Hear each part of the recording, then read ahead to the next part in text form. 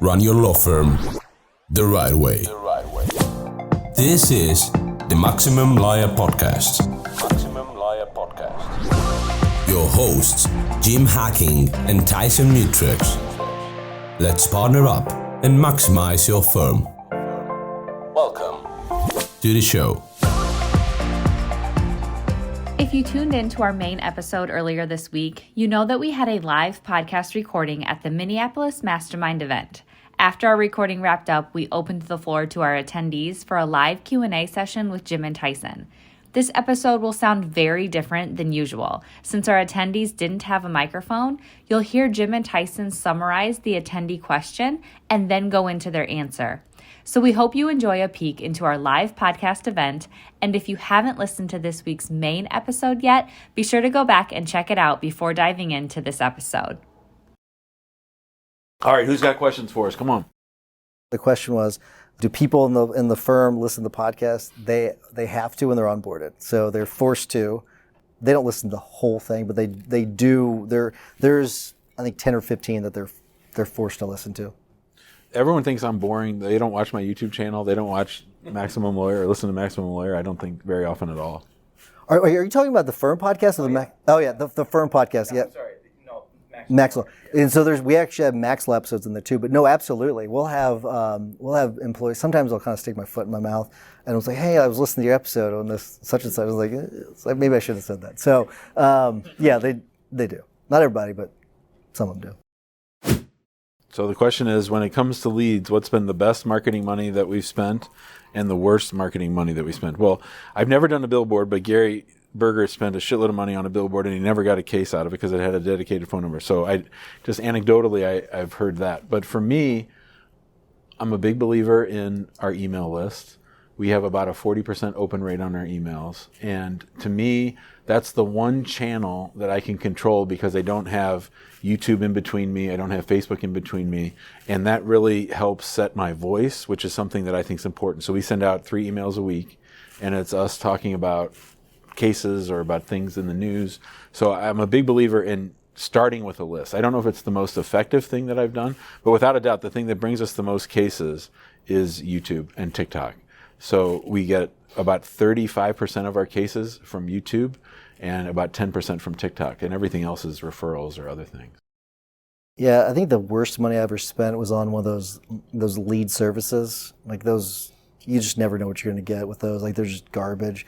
I think our best investment is on it's been on Facebook, which is like everything's shifting quite a bit when it comes to social media, but a bunch of time and effort in Facebook, but then also Google My Business, which whatever it's called now, like just like doing those regular posts, like that's like if I were to just invest in one thing, it'd probably be like that Google My Business page, because like everything else kind of runs off that. I think that's going to shift quite a bit with AI going forward, but right now, like our Google My Business page, it's a massive generator, like because you can run AdWords off, you can do a lot of different things if you've got that thing locked in. Okay, so 3 questions. How often do we do our survey? The other one was, how do we track our scores? And then the third one was the softwares we use. The intake softwares. So I know that we use Biggin, so it's through Zoho Biggin, and it's very similar to Pipedrive. And do you still use Pipedrive? I love Pipedrive, but we switched the whole firm. Everything is in Salesforce now. Yeah, and then the scores, we do them. It varies on what phase of the case we're in, though. Early on, it's a little bit more regularly. We do it. So I think we do one after the first 2 weeks, and then I think it's at 30 days, and then like every 30 days, and then 45 days. As the case sort of progresses, it widens a little bit. They enter that into a form inside of FileVine is where it goes. In our new system, it'll be a different form, but it's a form that our employee fills out, and they just they can put the score, and then what they'll do after that is they'll type in any notes from it, and it's a script that they go through, and then that is then linked to Zoho Analytics, and so that chart I showed you is from Zoho Analytics, and so it updates in real time, and whenever I click on it, it'll actually give me a rundown of all the scores, and then we can see, because if we get like a 0, I'm going to want to know why, and so you can click on it, you can see why, because the review, they come through, and so we see them as they come through too. So they do one, it'll go to the team, and the team will see, okay, well, I got a 5. Like, what the hell's going on? And sometimes you don't feel it's warranted. And sometimes it's completely warranted. But yeah. Bill wanted clarification as to whether or not I'm advocating for getting rid of people or not, because I kind of backed off of it a couple times. And so and he talked about Jack Welch getting rid of the bottom 10%, which I'm very familiar with that approach. Actually, I'll be very, very clear. If they're not performing, you should get rid of them. Okay, I was not clear enough about it. I'm not advocating getting rid of the people for technology. I'm not talking about replacing them with technology. That's what I'm talking about, because you're still, to have that customer service, you're going to have people to do that. There are ways of supplementing that too, but you're ultimately going to you're going to need someone on the phone with them or meeting with them in person. You're going to need that. People need that. At some point, AI may replace that. I don't know, but we just went through top grading with our firm. We still use top grading, and some people might think that that's very ruthless, but we turned our firm upside down. Like, we went through and we got rid of a lot of people that you would think were probably like integral to the firm, and we got rid of them, or they escorted themselves out, right? So they found a new place to go to. And so I'm a firm believer that if this isn't the right place for you, or if you're not performing, then you should probably go somewhere else. And we'll find a way for that to happen. So the question is, do we have people? Do we have expectations for how fast people call back, and do we track it? And another one is, do we do that same process for referral sources? So I'll tackle the second question first. No, we don't. We just send them on their way. We have a referral list, and we just send them to the list. We don't do it like Gary said, of a warm transfer. We don't have the bandwidth right now to do that. I'd like to one day, but I don't. As far as, I don't track how quickly people get their return call, but after Gary's presentation today, we will. I do know that the average time between someone calling us and signing up, for those that do sign up, it's like 2 days, 2.4 days. So that's all I got on that. And I'm going to ask, do we track how long it takes to get back to a lead? Yeah. We do. So, okay, we do. But normally it's, if they call, you take it. Yeah. And so Kevin, we're talking about like, if like the lead comes through like a chat or through an email. Yeah, during business hours it's easy. But like, for example, we have intake people that are, kind of on call, but if it comes in at like 9:30 p.m. on a Tuesday, like our goal is still 5 minutes, but it's like kind of hard to track for one thing. And then it's also like, well, if it's a really good lead, then I really expect you to drop everything. But like, if it's pretty clear that liability is going to be tough, we may not even want the case, and like you want to call them back in the morning, like that's fine. So it's just like hard to determine. Like, I don't want to overwork my team, but I also don't want to miss out on leads. I mean, when you listen to Gary, you would some of it assumes that you have unlimited resources and unlimited people power. Nobody sleeps. Everyone calls me. Right. So something that Kashif built out was, we do have the chat bot does have a way of filtering out leads and then sends them resources on other practice areas, I think. So that does help filter out some of that. And I honestly don't know if we collect their email or anything like that. I just don't know. You're going to want to make sure you tie in if they submit a web lead, they're getting like the follow-up email and text messages if you collect that.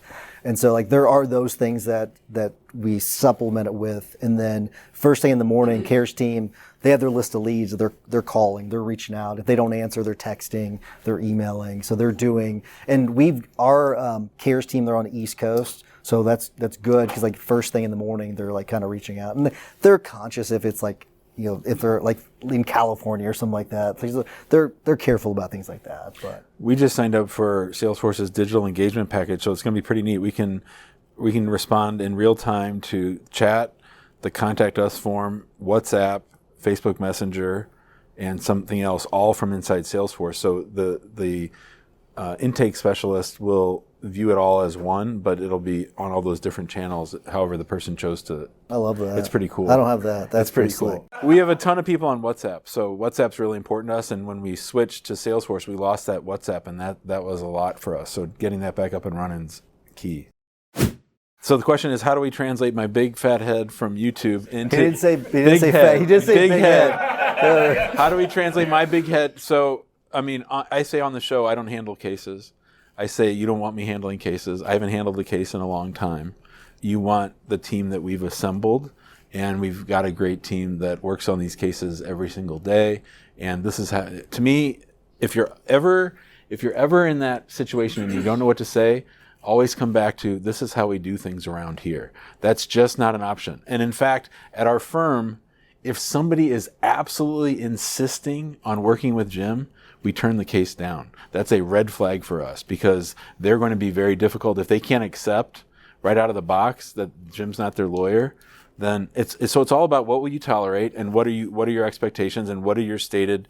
If you state it all at the beginning, no, Mr. Hacking won't be your case. It won't be handling your case. The other attorneys will consult with him if they need to, but we have 4 different pods. They work on your kind of case every single day, and they're more than qualified to handle it. People, I thought that was going to be a huge thing, but that's almost all just ego. So the question is, and you're talking about from the team members themselves. From the team members. So the question is, do we get any pushback from team members who are located in other areas that don't necessarily want to do things the way the rest of the firm does because they think they're special where they are? So for us, you added the last part. Yeah, but I would add that too. Yeah. I get to editorialize the question. Yes. So for us, we have offices in DC and San Diego. We don't actually have any employees in DC and San Diego. So we just have the way that we do things, and it's the same regardless. I mean, most of our team is in Argentina anyway, so it's just the way we do things. So I don't think we get much pushback on that. Do you? No, like we could right now close both of our the physical offices and just be virtual if we needed to. So the way it's set up is there, like our mail, we have some mail that go to the offices, but those usually go to a mailing center for the most part, as long as they're mailed to the right address.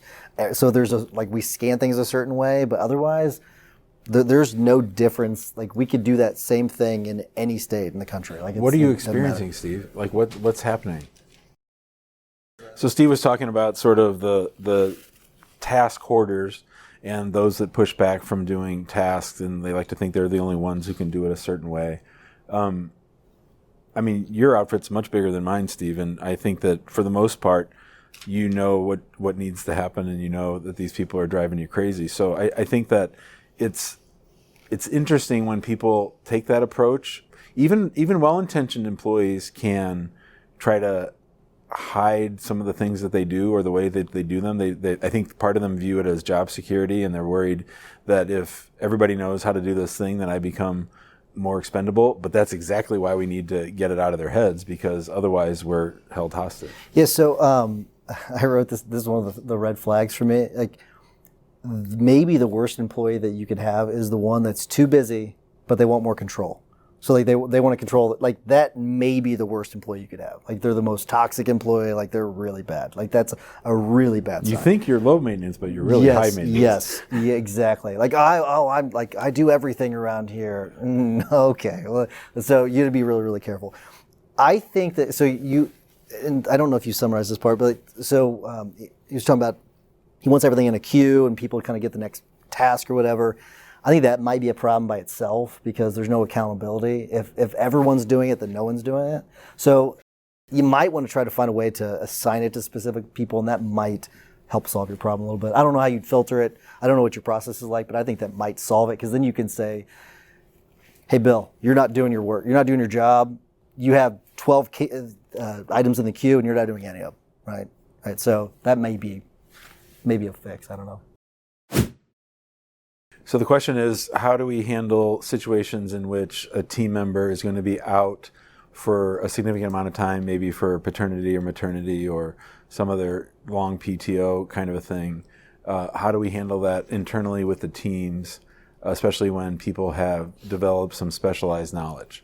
2 things that we've done, one we've done for a while and one we're just starting to do now, is we haven't gotten big enough where people can have a job buddy, where it's not necessarily that you're splitting the duties, but that at least, if you've promoted people, they know how to do the roles they used to have, and you try to make sure that there's some kind of overlap. That's sort of a softer thing.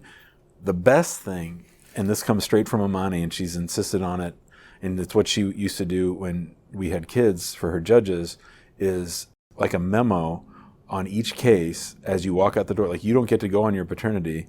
I mean, you can if you have to, but generally, the expectation is in those weeks leading up to you being gone for your whatever period that is, that you have a fully detailed brief or memo on each case, literally every case that you're going to leave behind so that other people can pick it up right then. Now, if you have a CRM and you have like FileMine or something where you're actually having that real-time dialogue in the feed and things, that helps. But otherwise, we've always, and she's brought this to the table, made it sort of like, you're the one who's going to be gone. So, and you're a lawyer. This is for lawyers. You're a lawyer. These are your cases. It's your responsibility to make sure these are handled properly. For the other team members, I think you turn to, it's a matter of respect for your peers. It's a matter of setting up your team for success. It's a matter of, we're so happy you're going out on PTO. We really are. We want you to have this time with your family. We want you to take time for your health issues, whatever it is. But at the same time, we need to make sure that the best interests of the clients are satisfied, and really making it sort of like a team approach and sort of like for the good of the client and good of the firm. I think it's more complicated than what the question is, actually, because I was actually writing down the things, because we have someone out right now, she's on maternity leave. And it's actually been a pretty smooth transition. But I jotted down some notes, actually, like some of the things that I thought like have helped us the most. Cross training, like with what you're talking about, the overlap. I think having that cross training between roles, even if it's like just really basic stuff, it can go a really long way. And doing some of those like the trainings as a firm, as opposed to like you do the training over here, you do the training over. It's like everyone do the training helps quite a bit. Having a hiring process, because sometimes you have to just hire somebody new. That's what you got to do. And so being able to actually, like, I know I've talked about our hiring process is slow, but we can fire it up in a heartbeat. Like it's with a push of a button, we're ready to go. So being able to do that helps us quite a bit. So with this particular person that's out, we actually end up hiring a new person in advance of this, so that we would know we're not replacing the person, we're just adding another person. So that has helped quite a bit.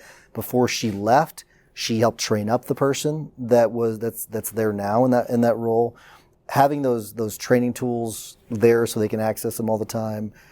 Having a process instead of it like everything everywhere. That's another thing. The last two, I don't think most people would think of. These have helped quite a bit. Well, maybe the last one you would have thought, but like having like advancement, so everyone knows kind of like where they can go into their next role. And maybe there's a stopping point somewhere, but knowing where that next point is. And so we have one of our case managers, she was promoted from our cares team.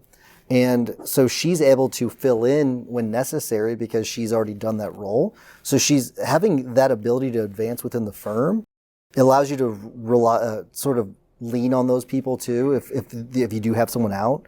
So the one I'm talking about, her name's Krista. She was in the cares team, and now she can kind of fill in whenever this other person's out. And then the other part is, I can't stress this enough with top grading. I'll preach top grading every day, because having A players, it changes everything. Because everyone's like, I'm going to chip in and help out.